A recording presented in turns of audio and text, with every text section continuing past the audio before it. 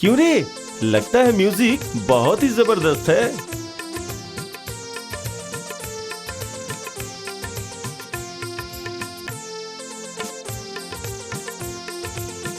क्या रे फोंटे, बहुत बढ़िया नाच रहा है तू। अगर सर को पता चला तो क्या होगा जानता है ना? अरे तुम्हारे कान में क्या है फोंटे? Walkman transistor. क्या कहा? Walkman transistor? जरा दिखाओ तो मुझे भी, दिखाओ दिखाओ। हो गया। कुछ कहा तुमने? नहीं।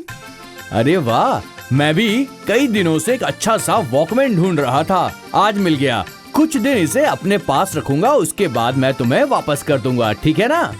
इसका क्या मतलब है केल्टो भैया? मतलब सीधा है, अब ये वॉकमैन कुछ दिनों तक मेरे कानों में ही लगा रहेगा। समझ गए बुद्धू राम? मतलब जबरदस्ती? ऐसा ही समझ ले। अब बिना मतलब मेरे कानों के सामने हल्ला गुल्ला मत करो, मैं निकलता हूँ, बाय बाय।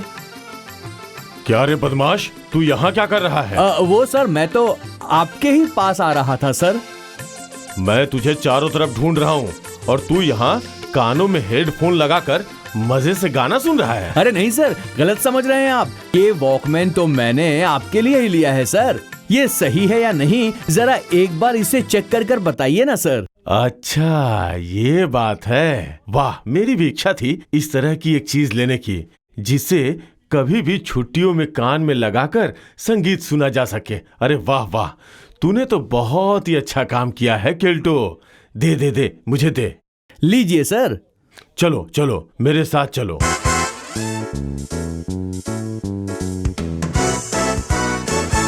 देखा देखा ना नोंटे, हमारी चीज हथिया कर सर के सामने आ जाने पर जब वो संभाल नहीं पाया तो कैसे सर को उपहार में दे दिया, जैसे उसने सर के लिए खरीदा हो। केल्टो का लालच बहुत बढ़ गया है, जो भी पाता है वही चीज हथिया लेता है और चमचागिरी करके सर को पटाकर सर के गुड बुक में रहता है। उसकी वजह से हम कोई भी चीज अपने पास नहीं रख पाते हैं। लेकिन इस तरह का अत्याचार नहीं चलेगा, कुछ तो करना ही पड़ेगा। अरे वाह, एक आइडिया मिल गया मुझे। सर के गुड बुक में से मैं उसका नाम मिटा करके रहूंगा, वरना मेरा नाम फोंटे नहीं। आइडिया सुनोगे नोंटे? आइडिया तो बहुत अच्छा है। अगर प्लान सफल हो गया ना तो मजा आ जाएगा।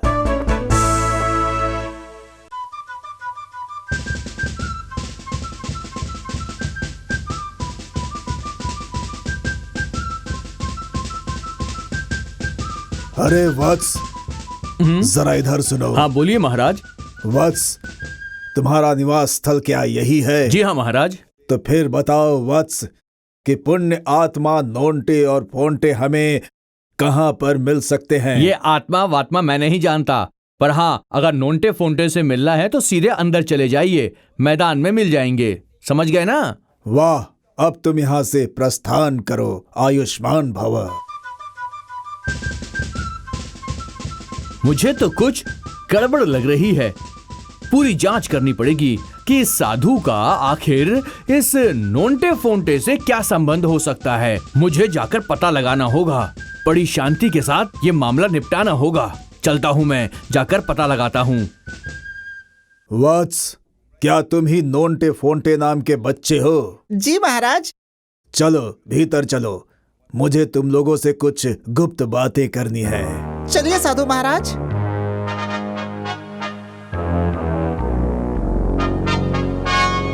सुनो वत्स, उस वक्त मैं तिब्बत के पहाड़ों पर भ्रमण कर रहा था। वहीं पर एक दुर्गम गुफा में एक तिब्बती लांबा को ध्यान मग्न अवस्था में देखा। उसके साथ परिचय होने के बाद दीर्घ काल तक हम एक साथ ही रहे। देह त्यागने के समय उन्होंने मुझे एक डिबिया देकर कहा कि इसमें जादुई काजल है, इसे आंखों में लगाने पर गुप्त धन चाहे कहीं भी रहे वो हमें दिखने लगता है, लेकिन स्वयं की आंखों पर लगाने से नहीं दिखेगा, किसी और को लगाना होगा। अरे वाह, ये खबर तो बड़ी ही जबरदस्त है। हाँ। पर इतनी दूर से इन्होंने हमें कैसे पहचान लिया? उन्होंने कहा, पिछले जन्म में तुम उनके प्रिय शिष्य थे। ध्यान योग से उन्होंने मुझे बताया कि तुम लोग यहाँ रहते हो, इसीलिए मैं तुमसे मिलने यहाँ आया। ये लो, संभालो अपनी वस्तु, जादुई काजल तुम्हारे हाथों में सौंप कर अब मैं साधना के लिए जा रहा हूं। अपना ध्यान रखना वत्स। उन्हें ये जताना पड़ेगा कि मैं कुछ नहीं जानता हूं। देखता हूं वो क्या कहेंगे। अरे बाप रे, तुम ये अगरबत्ती जलाकर कोई पूजा वूजा कर रहे हो क्या? दिख नहीं रहा तुम्हें भैया, हम इस डिबिया की पूजा कर रहे हैं। डिबिया की पूजा? ऐसी पूजा के बारे में तो मैंने कभी सुना ही नहीं है। इसके भीतर क्या मैं जान सकता हूँ? क्यों नहीं, इसके भीतर तिब्बती लांबा द्वारा भेजा गया एक जादुई काजल है। जादुई काजल? ये किस तरह की वस्तु होती है? ये काजल है, पर साधारण काजल नहीं है। अगर इसे आप अपनी आंखों में लगाएंगे तो किसी भी स्थान पर गुप्त धन रखा होगा वो आप आसानी से देख पाएंगे। लेकिन ऐसा खुद लगाने से नहीं होगा, किसी और को लगाना पड़ेगा। जैसे मैं फोंटे को लगा रहा हूँ। अब गुप्त धन कहाँ छुपा के रखा है वो देख पाएगा। क्या कहा? क्या सच में ऐसा हो सकता है? क्या कहीं कुछ नजर आ रहा है फोंटे? आश्चर्य, मैं तो सब कुछ साफ साफ देख पा रहा हूँ। प्रयोगशाला के पास एक पेड़ के नीचे मिट्टी में कुछ दबाया गया है। चलो देखते हैं। यही वो जगह है। नोंटे जरा खोदो खोदो खोदो। अरे वाह, ये देखिए केल्टो भैया, साधु महाराज ने जो कहा था वो बिल्कुल सच है। देखिए। अरे बाप रे, ये तो सच में गुप्त धन ही है। साधु महाराज ने जो कहा था वो बिल्कुल सच है। देखिए। अरे वाह, ये तो सच में गुप्त धन है। एक बार लगाओ, देखता हूँ कुछ दिखाई देता है या नहीं। ठीक है, फिर से एक बार जादुई काजल लगा देता हूँ। क्या आप कुछ और भी देख पा रहा है फोंटे? ये रहा मेरी नजरों के सामने उस टूटे दीवार के भीतर मुझे एक डब्बा दिखलाई दे रहा है। चलो चलकर जरा देखते हैं।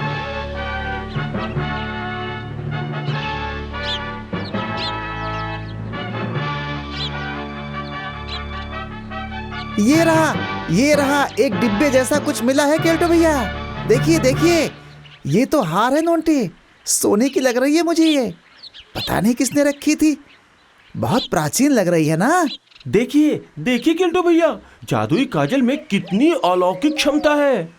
सच कहा तुमने। और एक बार लगाता हूँ। यहाँ जितना भी गुप्त धन है सबको इकट्ठा कर लेते हैं। अरे नहीं, इतनी जल्दबाजी करने का कोई फायदा नहीं। आराम से धीरे धीरे सब ढूंढ लेंगे। हाँ, सही कहा तुमने। जल्दबाजी करना अच्छी बात नहीं होती है। चलो। इस जादुई काजल के लिए वो अपनी लालची हाथ जरूर आगे बढ़ाएगा और हम भी उसे मजा चखाने के लिए तैयार हैं। उन लोगों के द्वारा आसपास जितने भी गुप्त धन हैं, उसे प्राप्त करने का मुझे कुछ इंतजाम करना होगा। बाय हुक और क्रुक काजल की डिबिया तो मैं हासिल करके ही रहूंगा। सब कुछ ठीक ठाक है, बस इस जादुई काजल का रंग सफेद से काला कर देता हूँ। क्या कहते हो?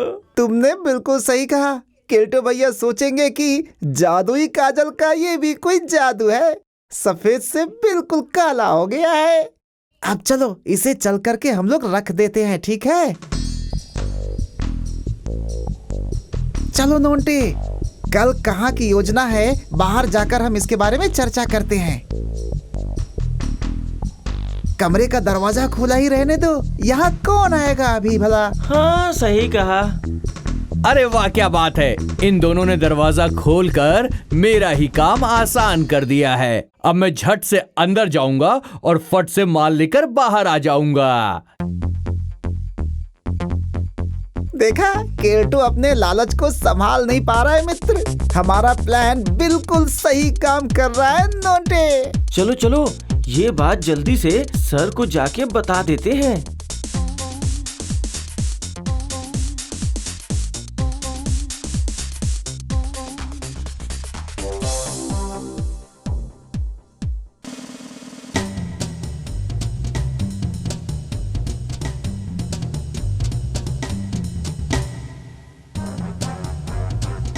सर जल्दी चलिए सर।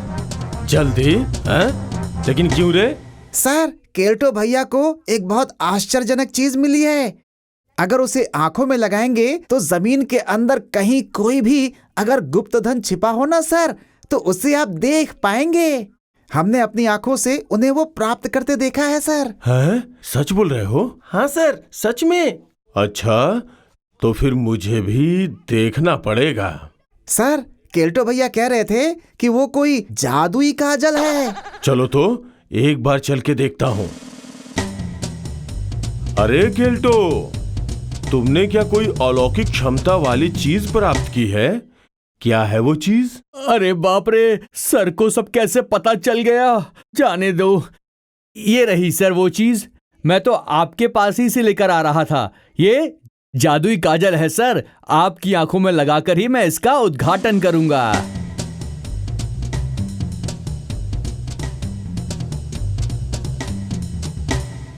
कुटाई होने से पहले अगर हम यहाँ से निकल लें तो ही अच्छा रहेगा नोंटे। चलो यहाँ से खिसक लेते हैं। अच्छा सर, जल्दी से आंखें बंद कर लीजिए। अच्छा अच्छा, जब तू कह रहा है तो बैठ जाता हूँ। तिब्बत के साधु लांबा बाबा की दी हुई ये काजल मैं आपकी आंखों में लगा देता हूँ। आंख खोलते ही आपको गुप्त धन दिखने लगेगा। आप बस मन ही मन लांबा बाबा का ध्यान करते रहिए सर। ये क्या हो गया? सफेद जादुई काजल अपने आप काला कैसे हो गया? ये तो बहुत बड़ी गड़बड़ हो गई है। ठीक है सर, अब अपनी आंखें खोल दीजिए। ये क्या रे केल्टू? आंख के सामने तो कुछ भी नजर नहीं आ रहा है, सिर्फ आंख जल रही है और धुंधला दिख रहा है। ये क्या हो रहा है? क्या आपको कोई गुप्त धन दिखाई नहीं दे रहा है सर? ठीक है सर, एक बार और अच्छे से लगा देता हूं मैं इसे। इस बार आपको निश्चित दिखाई देगा। हाँ। अरे बाप रे, अरे बाप रे, मेरी आंखों में जलन हो रही है। उफ, अरे बाप रे, अरे बाप रे बाप, अब मैं क्या करूं? लेकिन सर, उन लोगों ने तो मेरे सामने ही ये जादुई काजल लगाकर गुप्त धन को ढूंढा था सर। फिर से कोशिश कीजिए सर। ओह, लगता है मेरी दोनों आंखें गई। जरूर जरूर मिर्ची पाउडर डाली हुई है। अरे अरे अरे बाप रे, अरे बाप रे, ये क्या किया? मिर्ची पाउडर, अरे बाप रे, गई मेरी दुष्ट कहीं का। नहीं सर, मैं तुझे नहीं छोड़ूंगा। तुझे मैं यहाँ से मुझे माफ कर दीजिए। मार मार के तेरा सर तोड़ दूंगा। तुझे लगाऊंगा। मत कीजिए अब सर। तुझे समझ में आएगा माफ कर कि दीजिए कितना सर। दुख होता है। नहीं सर, मुझे ये नहीं विषाक्त सर, चीज लगा मैं सच कह रहा हूँ सर। उन लोगों को गुप्त धन दिखाई दिया था सर। सर को देखकर लग रहा है कि आज केल्टू भैया की आंखों में काजल लगाकर रहेंगे। ही ही ही। कहाँ कहाँ गुप्त धन छुपा के रखा था, उस जगह का पता तुझे याद तो है ना? बबलू भैया ने भी कितनी अच्छी एक्टिंग की थी ना। सही कहा।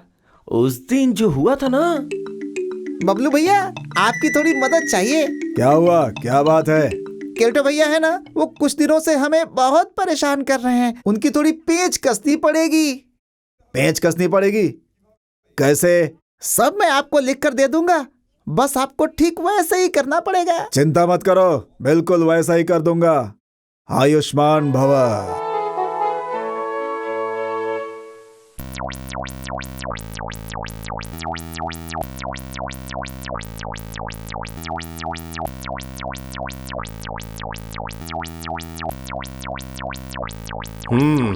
तो बच्चों, आज तुमने सीखा कैसे रसायन विद्या मतलब केमिस्ट्री का इस्तेमाल करके रॉकेट तैयार की जाती है। हाँ, अब तुम्हारी छुट्टी। आज शाम को हम प्रकृति परीक्षण के लिए निकलेंगे।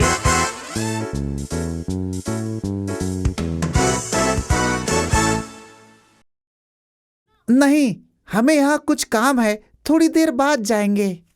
जा रहा हूँ, जल्दी से जाके ये बक्सा गाड़ी में छुपा देता हूँ।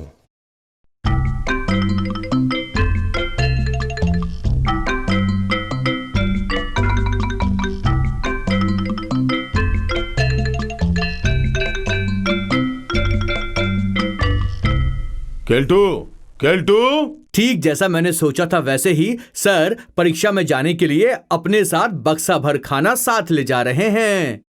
मौका मिलते ही मैं चुपके से खाना चुरा लूंगा। केल्टू, ओह, ये लड़का पता नहीं कहां चला गया। केल्टू, केल्टू।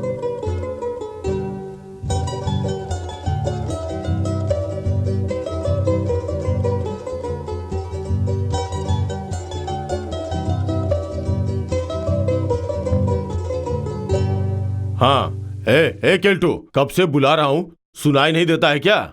चलो चलो जल्दी से रवाना होते हैं, चलो।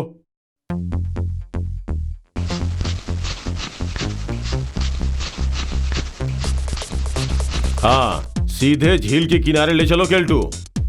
हम वहां विभिन्न प्रकार के पौधे पत्ते संग्रह कर पाएंगे।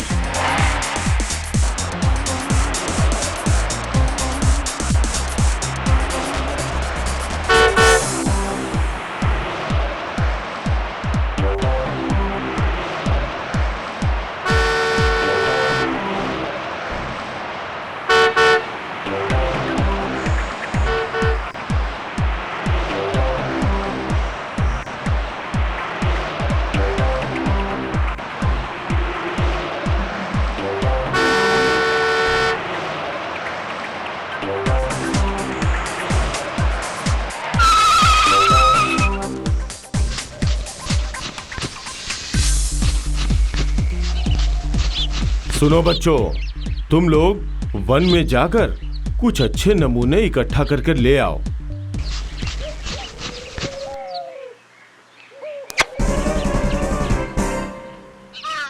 सर के पीछे रस्सी और हुक क्यों लगाया? बस नोंटे, तुम देखते जाओ क्या होता है।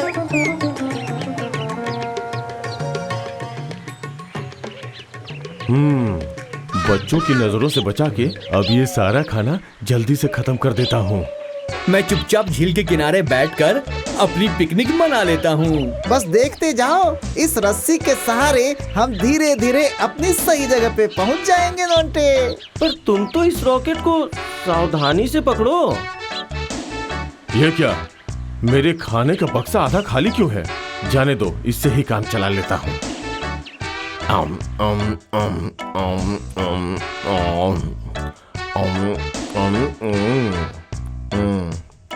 लो, अब रॉकेट रेडी है, आग जलाओ।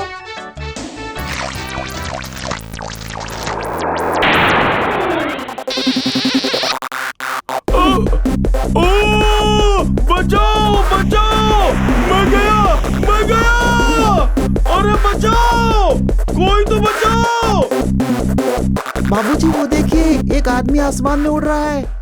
नहीं बेटा नहीं, वो आदमी नहीं है, वो तो कोई नए तरीके की उड़न तस्तरी है। ये जगह मुझे अच्छी लग रही है, मैं यहीं पर बैठ जाता हूँ।